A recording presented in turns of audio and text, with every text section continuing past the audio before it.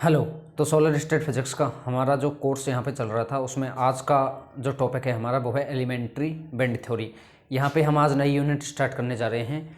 तो सबसे पहले हम देखते हैं कि जो हमारे पास कोई भी मटेरियल होता है उसकी कितनी स्टेट होती हैं। हम सभी जानते हैं कि उनकी कोई मटेरियल हमारे पास 3 स्टेट्स में अवेलेबल है, या तो वो सॉलिड फॉर्म में या लिक्विड फॉर्म में या गैसेज में। तो हम सबसे पहले देखते हैं जो हमारे पास सॉलिड जो होते हैं वो 2 तरीके के होते हैं। एक तो होते हैं क्रिस्टलाइन सॉलिड, एक होते हैं नॉन क्रिस्टलाइन सॉलिड। तो हम सभी जानते हैं कि क्रिस्टलाइन सॉलिड वो होते हैं जिनमें जो एटम्स का अरेंजमेंट है वो या रेगुलर होता है या पीरियोडिक होता है, और नॉन क्रिस्टलाइन सॉलिड वो होते हैं जिनमें एटम्स का अरेंजमेंट इरेगुलर होता है। जैसे कि हमने यहाँ पे देखा है जो मटेरियल्स है सॉलिड, लिक्विड, गैस, लेकिन सॉलिड होते हैं एक तो क्रिस्टलाइन सॉलिड, एक होते हैं नॉन क्रिस्टलाइन सॉलिड। सबसे पहले हम देखते हैं क्रिस्टलाइन सॉलिड में क्या होता है। एटम्स का रेगुलर अरेंजमेंट होता है या पीरियोडिक अरेंजमेंट होता है, इस तरह से हम लिख सकते हैं। नॉन क्रिस्टलाइन सॉलिड में क्या होता है, इरेगुलर अरेंजमेंट होता है एटम्स का, इस तरह से। और जो सॉलिड स्टेट फिजिक्स में इसमें हम जो सबसे ज़्यादा है वो क्रिस्टलाइन सॉलिड के बारे में यहाँ पे पढ़ते हैं। अब हम स्टार्ट करते हैं। तो सबसे पहले हम बैंड थ्योरी के बारे में यहाँ पे पढ़ेंगे।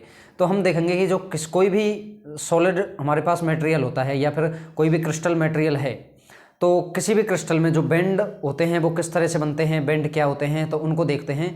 तो सबसे पहले हमें हेडिंग डालनी है यहाँ पे, formation of bands and solids. तो इसको हम यहाँ पे पढ़ते हैं। एक बार यहाँ तक आप लिख लीजिए, फिर इसको मिटा के लिखते हैं आगे। तो सबसे पहले हम देखेंगे कि जो बैंड होते हैं किसी भी सॉलिड में किस तरह से बनते हैं। कि हम सभी जानते हैं जो हमारे पास कोई भी क्रिस्टल मटेरियल होता है उसमें क्या होते हैं, एटम्स होते हैं, और एटम में क्या होता है हमारे पास न्यूक्लियस होता है, और उसके चारों ओर इलेक्ट्रॉन रिवॉल्व कर रहा होता है। जैसे मान लो हमारे पास कोई एक न्यूक्लियस है, ये एक पॉजिटिवली चार्ज होता है, और जो इलेक्ट्रॉन है ये नेगेटिवली चार्ज है, और इनके बीच की डिस्टेंस मैंने r कंसिडर कर ली। तो यहाँ पे जो पोटेंशियल एनर्जी होगी तो वो क्या होगी, B = K Q1 Q2 upon R होगी यहाँ पे। अब K Q1 Q2 है, ये क्या होगी यहाँ पे नेगेटिव होगी, क्योंकि इलेक्ट्रॉन पे क्या होता है, नेगेटिव चार्ज होगी, नेगेटिव चार्ज होता है। तो हम इसका जब कर्व प्लॉट करते हैं तो किस तरह से इसकी डिपेंडेंसी आती है, रेडियस पे इसकी आती है B is anti proportional to R, और ये आती है नेगेटिव, और ये प्रोपोर्शनलिटी जब आती है। अब जब हम पोटेंशियल के और रेडियस के बीच में जब कर्व प्लॉट करते हैं तो किस तरह से कर्व बनाते हैं हम, मान लो कि अगर हम कोई भी y is proportional to 1/x का जब कर्व प्लॉट करते हैं तो वो कुछ इस तरह से होता है। लेकिन यहाँ पे जो है नेगेटिव है, तो नेगेटिव है तो इसका मतलब मैंने इस एक्सेस पे r ले लिया है, ये अपन ने b ले लिया, तो ये जो कर्व बनेगा कुछ इस तरह से बनेगा। ये कर्व यहाँ पे कुछ इस तरह से बनेगा। अब हम सभी जानते हैं कि और यहाँ पे हम मान लेते हैं कि ये क्या है, न्यूक्लियस है हमारा। अब हम सब जानते हैं कि जो रेडियस होती है वो क्या होती है, 3 डायमेंशन में होती है, लेकिन जो हमने ये कर्व बनाया है ये 2 डायमेंशनल फ्रेम में बनाया है। तो हम 3 डायमेंशनल में करने के लिए क्या करेंगे, इस कर्व को, ये कर्व जो है इस बी एक्सिस के अबाउट क्या हो जाएगा, इस तरह से रोटेट हो जाएगा। इस तरह से जब ये रोटेट होगा, ये एक सर्कल में इस तरह से रोटेट हो जाएगा। तो जब ये कर्व अब इस तरह से है, लेकिन ये कर्व जब इधर जाएगा तो कुछ हमें इस तरह से हमें दिखाई देगा। अब इस तरह से दिखाई देगा। तो सबसे पहले हम देखते हैं कि जो इलेक्ट्रॉन हम फिल करते हैं किसी भी एटम में, तो सबसे पहले वो आता है 1s स्टेट में, 1s स्टेट में फिल करते हैं। उसके बाद हम फिल करते हैं 2s स्टेट में, फिर करते हैं हम 2p स्टेट में। इस तरह से हम इलेक्ट्रॉन क्या करते हैं, इनमें फिल करते जाते हैं। ये मान लो 1s है, ये 2s है, ये 2p है, तो इस तरह से हम फिल करते हैं। तो सबसे पहले क्या होता है, हमारे पास n = 1 एनर्जी लेवल होता है। अब n = 1 एनर्जी लेवल है, s में क्या आते हैं, 2 इलेक्ट्रॉन भर सकते हैं हम, तो 2 इलेक्ट्रॉन भरते हैं कुछ इस तरह से, 1 और 2। अब ये इलेक्ट्रॉन जो है, ये जो न्यूक्लियस है इसके चारों ओर क्या करते हैं, रिवॉल्व होते हैं। n = 2 एनर्जी लेवल की बात करेंगे तो इसमें क्या होता है, एक तो s स्टेट होती है, तो s में हम 2 इलेक्ट्रॉन भर सकते हैं, और जो p है उसमें 6 इलेक्ट्रॉन भर सकते हैं, 1 2 3 और इधर 4 5 और 6 इलेक्ट्रॉन। इस तरह से हम क्या भर सकते हैं, यहाँ 1 2 3 4 5 6 इस तरह से है। ये एक बार देख लेना थोड़ा सा, ये तो 6 इलेक्ट्रॉन है ये। तो n = 2। उसके बाद कोई एनर्जी, इस तरह से हम एनर्जी लेवल क्या करते जाते हैं, ऊपर इंक्रीज करते जाते हैं। और ये जो है, ये इससे इसकी जो है ये हॉरिजॉन्टल डिस्टेंस है न्यूक्लियस से। अब हम क्या करेंगे कि जो अभी हमने बात किया केवल एक एटम के लिए, एक एटम के लिए जो है पोटेंशियल एनर्जी का r के बीच में ये कर्व है। लेकिन जब हमारे पास अगर कोई 2 एटम होते हैं, तो 2 एटम होते हैं, जब एक एटम के नज़दीक दूसरा एटम आता है तो उनके बीच में कुछ इंट्रैक्शन होती है, और उनके बीच में जो इंट्रैक्शन होती है उसकी वजह से इनके जो पोटेंशियल एनर्जी के कर्व है ये ओवरलैप करते हैं। जैसे मान लो हमने एक एटम के लिए कर्व कुछ इस तरह से मिला हमें, तो दूसरे एटम के लिए भी तो इस तरह से ही कर्व मिलेगा। अब ये जब नज़दीक आएंगे, इनके बीच की डिस्टेंस कम होगी तो इनके बीच में इंट्रैक्शन होगी। इंट्रैक्शन होगी तो मतलब यहाँ पे जो इनका कर्व है ओवरलैप करेगा। ओवरलैपिंग की वजह से ये जो इंटरसेक्शन पॉइंट है, इसके आगे वाला जो ये कर्व है ये क्या हो जाएगा, कैंसिल हो जाएगा, और ये जो कर्व है यहाँ पे डिफॉर्म हो जाएगा। डिफॉर्म हो जाएगा मतलब इसकी हाइट क्या हो जाएगी, यहाँ कम हो जाएगी। तो ये कर्व जो हमें इस पर तो कोई फर्क नहीं पड़ेगा, हमें ये कर्व मिलेगा कुछ इस तरह से। अब इस तरह से जब हमें कर्व मिलेगा, जब हम देखते हैं यहाँ पे, जब देखते हैं ये होता है हमारा n=1 लेवल, और ऐसे ही इस तरह जब हम n=1 2 3 फिल करते जाते हैं तो कोई एक एनर्जी लेवल हमारे पास यहाँ भी मिलता है। और जब इस एनर्जी लेवल में, ये मान लो कोई भी एनर्जी लेवल है, तो अब इस एनर्जी लेवल में जो इलेक्ट्रॉन यहाँ होता है, तो ये इलेक्ट्रॉन क्या करता है, जब इधर जाएगा, अब ये n=1 में कोई इलेक्ट्रॉन है तो ये इलेक्ट्रॉन इस एटम को छोड़ के नहीं जा सकता, क्योंकि यहाँ पे क्या है, ये बाउंड्री है। लेकिन जो इस एनर्जी लेवल में जो इलेक्ट्रॉन है ये क्या करेगा, पूरे क्रिस्टल में कहीं भी फ्रीली मूव कर सकता है, क्योंकि यहाँ पे क्या है, पोटेंशियल की कोई बाउंड्री नहीं है। इसी को हम बोलते हैं फ्री इलेक्ट्रॉन, जो कि कंडक्टर्स में होता है ये। अब देखो, ये जब ये इलेक्ट्रॉन इस तरह से अब कहीं भी जा सकता है, तो जब किसी भी क्रिस्टल में जितने एटम होते हैं उनका एनर्जी लेवल उतने ही पार्ट्स में स्प्लिट हो जाता है। इस तरह से समझेंगे, जैसे मान लो हमारे पास यहाँ पर 2 एटम है, ये मान लो कोई क्रिस्टल में 2 ही एटम है, और एक क्रिस्टल हमने ले लिया जिसमें हमारे पास खूब सारे एटम है इस तरह से, तो सबका जो हमें कर्व मिलेगा कुछ इस तरह मिलेगा। अब इसका एनर्जी लेवल मान लो हमने ये, इसमें एटम है 1 2 3 4 5 और 6 एटम है, तो इसका एक एनर्जी लेवल 6 पार्ट में स्प्लिट हो जाएगा। जैसे 1, ये n=1 वाला जो है n=1 ये हो जाएगा 1 2 3 4 5 6 इस तरह से। n=2 इधर भी n=1 में ये 6 पार्ट्स में स्प्लिट हो जाएगा। ये 1 भी इसमें इस तरह से 6 पार्ट्स में स्प्लिट हो जाएगा। ऐसे यहाँ पे अगर 2 एटम है तो इसका मतलब है इसका एक एनर्जी लेवल 2 पार्ट्स में स्प्लिट हो जाएगा। जैसे n=1 वाला ये 2 पार्ट में हो गया, n=2 लिखेंगे तो ये भी क्या हो जाएगा, अपना 2 पार्ट्स में स्प्लिट हो जाएगा। ऐसे ही जब ये एक एनर्जी लेवल जितने पार्ट्स में स्प्लिट हुआ है उसको ही हम क्या बोलते हैं, यहाँ पे बैंड बोलते हैं। अगर अब कोई भी क्रिस्टल है उसमें ऐसे थे नहीं कि 2 ही एटम है या 4 एटम है 6 एटम है, उसमें तो n नंबर ऑफ एटम होते हैं। जब n नंबर ऑफ एटम होते हैं तो उसका एक एनर्जी लेवल n लेवल्स में स्प्लिट हो जाता है। तो यहाँ पे जब कोई n पार्ट्स में स्प्लिट हो गया, मान लो ये कोई n पार्ट्स में कोई भी एक एनर्जी लेवल स्प्लिट हो गया, और इसको ही हम बोलेंगे यहाँ पे बैंड, यहाँ पे बोलेंगे। तो बैंड हमें यहाँ पे बोलेंगे, इसका मतलब अब बैंड क्या है, बैंड क्या होता है, एक एनर्जी की एक रेंज होती है जो एनर्जी लेवल n पार्ट्स में स्प्लिट हो रखा होता है, उसको ही हम क्या बोलते हैं, यहाँ पे बैंड बोलते हैं एनर्जी का। और ऐसे ही सॉलिड्स में हमें 2 तरह के बैंड मिलते हैं, एक तो मिलता है हमें कंडक्शन बैंड, एक मिलता है हमें बैलेंस बैंड। अब हम एनर्जी का जब कर्व देखते हैं इस तरह से, हम जब एनर्जी का कर्व यहाँ पे देखते हैं, ये इस तरह से, इसको थोड़ा सा अगर देख लोगे तो ये बना लो। अब देखो, अब यहाँ पे जब हम एनर्जी का कर्व देखेंगे आर के और एनर्जी के बीच में, मान लो हमने ये कोई कर्व प्लॉट किया, ये है अपने पास आर और ये है अपने पास एनर्जी ई। जब हम इस तरह से कर्व प्लॉट करते हैं तो सबसे पहले हमारे पास मान लो एक कोई एटम है, ये इस तरह से, ये कोई एटम है हमारे पास कुछ इस तरह से। अब इस तरह से कोई एटम है हमारे पास। अब देखो, ये एटम जब दूसरे एटम के नज़दीक आ रहा है तो सबसे पहले जो ओवरलैपिंग होगी वो आउटर सेल की होगी, आउटर सेल वाले इसकी स्प्लिट होंगी। लेकिन और भी ये नज़दीक आएंगे तो जब अंदर वाले लेवल्स की स्प्लिटिंग होगी या ओवरलैपिंग होगी तो सबसे ज़्यादा जो स्प्लिटिंग होगी यहाँ पे ये क्या होगी, आउटर सेल वाले की होगी। तो हम जब इनकी डिस्टेंस जैसे जैसे कम करेंगे इनकी स्प्लिटिंग क्या उड़ती जाएगी, बढ़ती जाएगी। जैसे हम जब आर को कम करते जाएंगे तो ये एनर्जी का और आर के बीच में ग्राफ हमें कुछ इस तरह से मिलेगा, ये हमें कुछ इस तरह से ये कर्व हमें यहाँ पे मिला है। और ये क्या है, एक एनर्जी का बैंड है, ये n पार्ट्स में स्प्लिट है, ये एनर्जी का बैंड है हमारे पास इस तरह से। अब देखो, सबसे पहले जो स्प्लिटिंग हुई वो आउटर मोस्ट की हुई, जिस तरह से मैंने मान लिया ये है और इधर से हो गई इस पार्ट की। इस तरह से कोई एटम है जिसके इस एनर्जी लेवल की क्या हुई है, स्प्लिटिंग हुई है। अब सबसे पहले होगी ये, तो जैसे जैसे अपन डिस्टेंस कम करेंगे आउटर सेल की क्या होगी, यहाँ पे आउटर सेल वाला बैंड की होगी, आउटर सेल वाला बैंड बनेगा जिसमें स्प्लिटिंग क्या होगी, सबसे ज़्यादा होगी। और जैसे जैसे हम और कम करेंगे तो अंदर वाले जो सेल्स हैं उनकी स्प्लिटिंग होती जाएगी, उसके बार और भी अंदर के होंगी। तो इस तरह से यहाँ पे क्या बन जाएंगे, कुछ बैंड बन जाएंगे। अब मान लो मैं यहाँ पर एक सीधी लाइन ड्रॉ करता हूँ और यहाँ पे लिखता हूँ P, ये Q, ये R और ये S। अब मैं यहाँ पर जो देखता हूँ, जो आउटर मोस्ट बैंड बनता है जैसे ये वाला, इसको हम बोलते हैं यहाँ पे कंडक्शन बैंड, और जो नीचे वाला बैंड होता है इसको बोलते हैं हम बैलेंस बैंड। जैसे यहाँ पे जो पी क्यू है, पी क्यू हो जाएगा यहाँ पे कंडक्शन बैंड, कंडक्शन बैंड। और यहाँ पे जो आर एस है, आर एस जो होगा यहाँ पे होगा बैलेंस बैंड, बैलेंस बैंड। अब पी क्यू और आर एस के बीच में हमें एक गैप मिल रहा है ये, अब ये गैप होगा हमारे पास क्यू आर, और इसी को हम बोलते हैं यहाँ पे एनर्जी गैप, एनर्जी गैप। और इसी के बेसिस पे हम पता करते हैं कि कोई भी मटेरियल है हमारे पास वो कंडक्टर है या इंसुलेटर है या सेमीकंडक्टर है। अब हम इन बैंड को किस तरह से पढ़ते हैं, हमें जो ज़्यादातर इस तरह से ये बैंड बनते हैं, जैसे इलेक्ट्रॉन की एटम्स की इंट्रैक्शन की वजह से तो यहाँ पे क्या बनते हैं, बैंड बनते हैं। अब ये बैंड बनते हैं तो दो तरह के बैंड होते हैं, एक तो कंडक्शन बैंड और एक बैलेंस बैंड। अब इनको हम किस तरह से पढ़ते हैं कि मान लो हमारे पास एक बैंड मिल गया हमें, ये हो गया हमारा कंडक्शन बैंड, और एक बैंड हमारा ये, इसको बोलते हैं हम बैलेंस बैंड।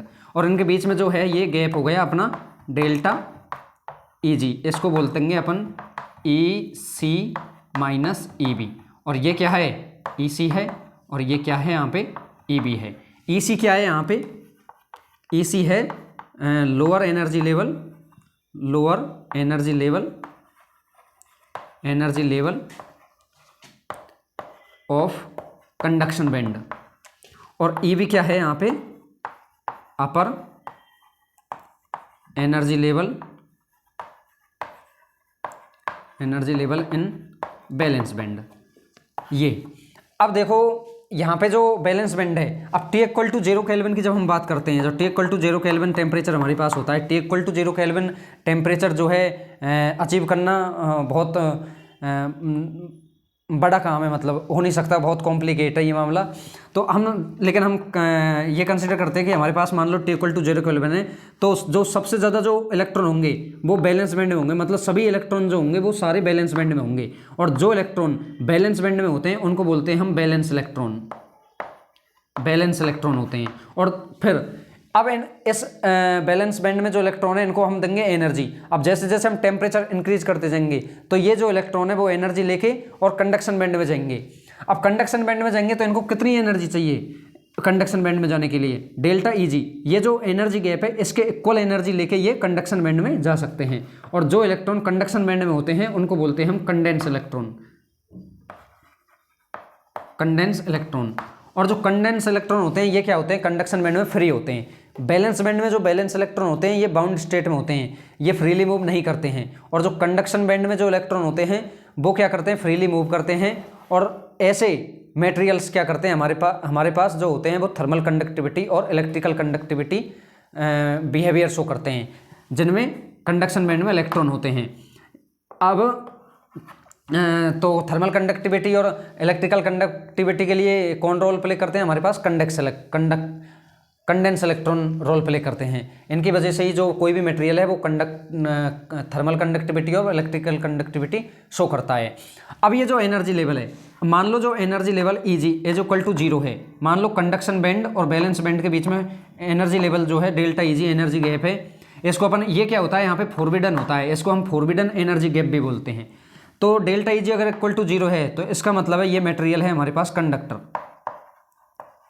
और यदि ये delta E G is equal to 1 electron volt की रेंज का है तो ये होता है हमारे पास सेमीकंडक्टर, सेमीकंडक्टर। और यदि डेल्टा ई जी जो एनर्जी गैप है हमारे पास, यदि वो 3 to 4 इलेक्ट्रॉन वोल्ट रेंज का है तो ये होता है हमारे पास इंसुलेटर। तो सबसे पहले हमने देखा कि बैंड कैसे बनते हैं, बैंड बनते हैं इनके एटम्स की इंट्रैक्शन की वजह से। एटम के जितने एटम होंगे उसका एक एनर्जी लेवल उतने ही पार्ट्स में स्प्लिट हो जाएगा और वो एक बैंड बन जाएगा। अब जब बैंड बन जाता है हमारे पास, तो बैंड बनने के बाद क्या होता है, हमारे पास दो तरह के बैंड मिलते हैं। एक तो हमारे पास कंडक्शन बैंड, जो आउटर मोस्ट बैंड होता है उसको बोलते हैं कंडक्शन बैंड, और जो नीचे वाले जो बैंड होते हैं उनको बोलते हैं बैलेंस बैंड। और जो बैलेंस बैंड में इलेक्ट्रॉन होते हैं वो होते हैं बैलेंस इलेक्ट्रॉन, और कंडक्शन बैंड में जो इलेक्ट्रॉन होते हैं उनको condense electron. T equal to 0 kelvin पर सारे जो इलेक्ट्रॉन होते हैं वो बैलेंस बैंड में होते हैं। जैसे जैसे हम टेम्परेचर इंक्रीज करेंगे इलेक्ट्रॉन्स को एनर्जी मिलेगी, एनर्जी लेके वो कंडक्शन बैंड में जाएंगे, और कितनी एनर्जी लेके जाएंगे, इस एनर्जी गैप के इक्वल। और इसी एनर्जी गैप को हम यहाँ पर बोलते हैं फोरबिडन एनर्जी गैप। और जो ये होता है E C minus E B. यहाँ पे ई सी जो है वो है lower energy level of conduction band और ई बी जो है upper energy level in balance band. और इसी बैंड गैप के बेसिस पे हम बता सकते हैं कि कोई भी मटेरियल जो होता है वो कंडक्टर है, सेमीकंडक्टर है, इंसुलेटर है। वो कैसे बता सकते हैं? अगर ये डेल्टा ई जी की वैल्यू अगर 0 है तो ये कंडक्टर होगा। यदि ये डेल्टा ई जी की वैल्यू यदि 1 इलेक्ट्रॉन वोल्ट की रेंज की है तो ये सेमीकंडक्टर होगा। और यदि delta E G is equal to 3 to 4 electron volt then it will be a insulator. तो इस तरह से हमें बैंड्स को समझ सकते हैं। तो अब हम इनको एग्जाम में कैसे लिखेंगे उस तरह से एक बार देखते हैं, इसको लिखते हैं। अब देखते हैं हम कि इसको एग्जाम में कैसे लिखना है। कि सबसे पहले हम देखेंगे कि बैलेंस इलेक्ट्रॉन क्या होता है। The outermost shell electron is called valence electron at T equal to 0 kelvin all electrons fills in balance band energy level, या फिर बैलेंस बैंड मतलब T इक्वल टू 0 केल्विन पर सभी जो इलेक्ट्रॉन्स है वो बैलेंस बैंड में भरे जाते हैं। और ये इलेक्ट्रॉन जो होते हैं क्या होते हैं? बैलेंस इलेक्ट्रॉन कहलाते हैं। ठीक है। सेकंड हम देखेंगे according to this theory there are 2 types of bands in solids. The lower band is called balance band and the upper band is called conduction band. Okay. अब थर्ड पॉइंट हम देखेंगे the conduction band plays role in conductivity. The energy gap between conduction band and balance band is called forbidden energy gap और band gap. और ये होता है conduction band और balance band के बीच में जो एनर्जी गैप है डेल्टा ई जी, वो होता है E C minus E B, where E C is equal to होता है lower limit of conduction band energy और ई बी होता है upper limit of valence band energy. अब देखते हैं for transaction of electron the valence band electron have at least energy equal और greater than the forbidden energy gap. अगर कोई भी इलेक्ट्रॉन को बैलेंस बैंड से निकलकर कंडक्शन बैंड में जाना है तो उसके पास इस एनर्जी गैप के इक्वल एनर्जी या इससे ग्रेटर देन एनर्जी जब होगी तभी वो यहाँ से और यहाँ जा सकता है। अब जो कंडक्शन बैंड जो है वो इलेक्ट्रिकल और थर्मल कंडक्टिविटी में रोल प्ले करता है। वो किस तरह? In forbidden energy gap there is no electron. जो ये जो गैप है इसमें कोई भी इलेक्ट्रॉन यहाँ पे नहीं होता है। In balance band the electrons are bounded but in conduction band there are free to move. मतलब बैलेंस बैंड में जो इलेक्ट्रॉन होते हैं वो बाउंड होते हैं, लेकिन कंडक्शन बैंड में जो इलेक्ट्रॉन होते हैं वो फ्री टू मूव है। इसका मतलब ये किस में रोल प्ले करेगा? यहाँ पे इलेक्ट्रिकल और थर्मल कंडक्टिविटी में। All electrons are in balance band then that solid can't flow current and temperature but if there are electrons in conduction band then the material would have electrical and thermal conductivity. इसका मतलब है कि जब electron balance band में होंगे तो material कोई भी इलेक्ट्रिकल थर्मल कंडक्टिविटी शो नहीं करेगा, क्योंकि उसके लिए क्या चाहिए? फ्री इलेक्ट्रॉन चाहिए। और फ्री इलेक्ट्रॉन किस में होते हैं? कंडक्शन बैंड में। अब जिस मटेरियल के पास कंडक्शन बैंड में फ्री इलेक्ट्रॉन होते हैं वो यहाँ पर क्या होता है? कंडक्टर होता है, या फिर अपन बोलें तो उसी में क्या होता है? करंट और टेम्परेचर फ्लो हो सकता है। On the basis of band theory materials are categorised in 3 categories. अब इस बैंड गैप के बेसिस पे ही हम इसको क्या करते हैं? किसी भी मटेरियल को 3 कैटेगरीज में कैटेगराइज करते हैं। सबसे पहला तो है कंडक्टर, दूसरा है हमारे पास सेमीकंडक्टर, थर्ड है हमारे पास इंसुलेटर। तो जो कंडक्टर्स जो होते हैं हमारे पास, जो कंडक्टर में जो एनर्जी गैप है डेल्टा ई जी, ये होता है 0। इनके बीच में कोई भी एनर्जी गैप नहीं होता है, जिसमें जो फ्री इलेक्ट्रॉन होते हैं वो आसानी से इधर उधर इसमें जा सकते हैं और इसमें थर्मल और इलेक्ट्रिकल कंडक्टिविटी शो करते हैं। दूसरा होता है हमारे पास सेमीकंडक्टर। सेमीकंडक्टर जो होता है जिसमें ये एनर्जी गैप जो होता है डेल्टा ई जी, ये होता है 1 इलेक्ट्रॉन वोल्ट की रेंज का। और अगर हम देखेंगे इंसुलेटर्स में, तो इंसुलेटर में जो एनर्जी गैप है वो होता है 3 to 4 electron volt. Conduction band और बैलेंस बैंड के बीच में जो एनर्जी गैप है वो 3 to 4 इलेक्ट्रॉन वोल्ट रेंज का अगर है तो ये होता है हमारा इंसुलेटर। और इंसुलेटर में क्या होते हैं? फ्री इलेक्ट्रॉन नहीं होते हैं, इसलिए तो इनके पास थर्मल और इलेक्ट्रिकल कंडक्टिविटी नहीं होती है, क्योंकि थर्मल और इलेक्ट्रिकल कंडक्टिविटी शो करने के लिए फ्री इलेक्ट्रॉन चाहिए, तभी तो वो टेम्परेचर या करंट का फ्लो मटेरियल में हो सकता है। तो इस तरह से हम बैंड्स का फॉर्मेशन देख लेते हैं। 2 तरीके के बैंड होते हैं और ये बैंड क्यों बनते हैं? क्योंकि एटम्स के बीच में इंटरेक्शन होती है, तो उसका जो पोटेंशियल एनर्जी का जो कर्व है वो ओवरलैप करते हैं यहाँ से, तो इनका डिफॉर्मेशन हो जाता है। डिफॉर्मेशन होने के बाद इसकी हाइट कम हो जाती है और जितने भी एटम्स किसी क्रिस्टल में होंगे उसका एक एनर्जी लेवल उतने ही पार्ट्स में स्प्लिट हो जाएगा, उसी को हम बोलते हैं यहाँ पे बैंड। और ये बैंड आप यहाँ पे मैंने बता भी दिया है। तो इस तरह से आप इनको एग्जाम में एक इनका बेसिक लिख सकते हैं अगर पूछे तो।